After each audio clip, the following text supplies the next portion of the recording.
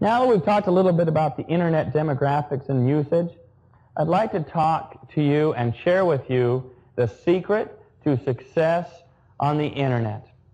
Now, there's been many guesses as to why the internet is so successful. A lot of people say, hey, it's inexpensive, or I can get on the internet 24 hours a day, 7 days a week, or it's, I can surf and browse in the privacy of my own home versus the privacy of somebody else's home, I guess. But there's a lot of reasons that people believe that the internet is successful.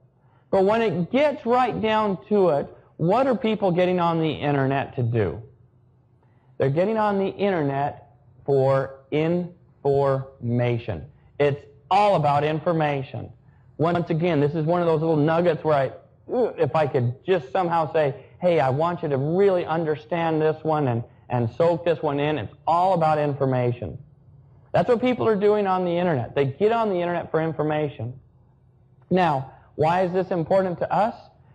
Information is important to us because of the fact that we want to look at our products and services from an informational point of view rather than a transactional one.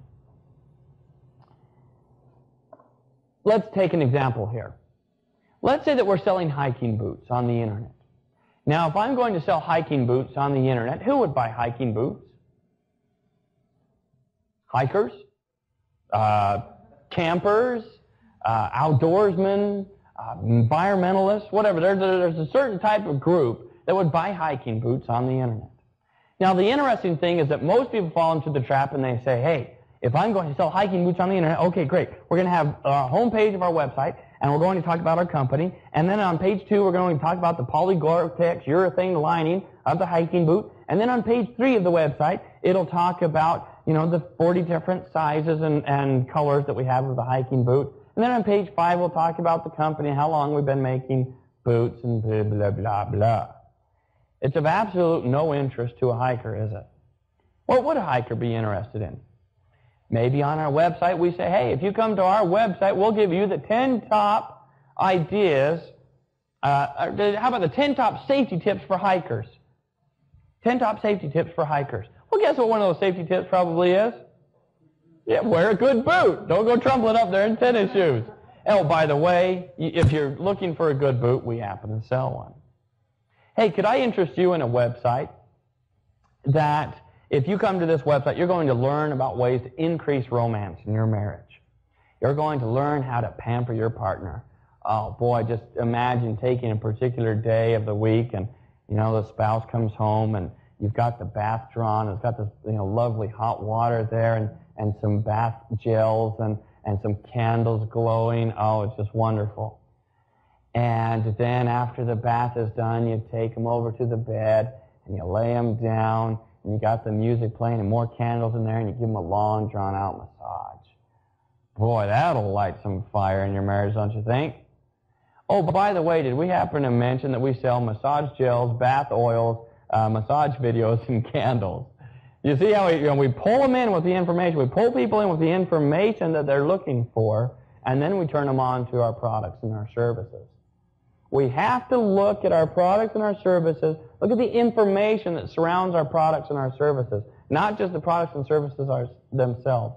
That's where most people screw up on the internet. That's where most people are failing because they're just trying to shove their product down somebody's throat. They're taking their marketing and their advertising and they're just saying, here's my product and buy it. And it comes in 41 different flavors and 3 different sizes, and if you don't buy it, then you're a schmo. And people just don't respond to it. They don't even look to it in the first place.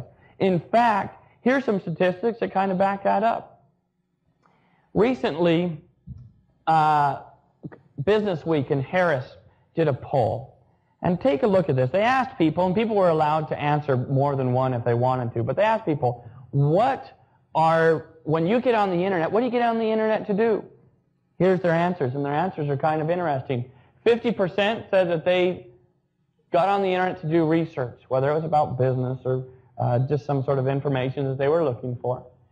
Education, not just education like school education, but education about any type of topic of interest about their business, about their industry, or whatever the case may be. 31% got on the internet to be entertained. 30% got on the internet for news. 18% hobbies, game playing, computer software, socializing, investing. Take a look at the bottom of the list there. What do we have at the bottom of the list? Shopping, 1%. Now, before any of you push that shiny red panic button there and go, oh my gosh, why in the world would I get on the internet? Because nobody's shopping there. Are they buying products on the internet? Yes, they are. People are buying products on the internet. Now, they're not going on there to say, you know, I'd like to get on there because I'd like to buy a Captain Kirk commemorative Star Trek plate. I'm going to go on the internet and go see if I can find one. They're not.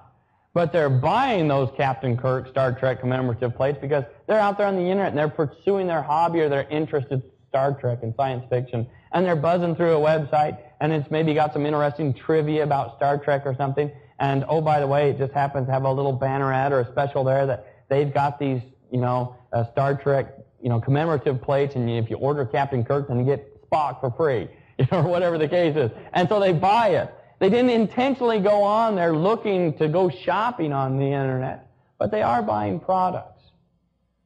But once again, what are people getting on the internet for? Information and research and hobbies and interests. That's what we need to appeal to, is their curiosity and their interests and their hobbies and the things that they do want to know. The more we can give them ideas and solutions and help and things like that, the more we'll find a chance for success.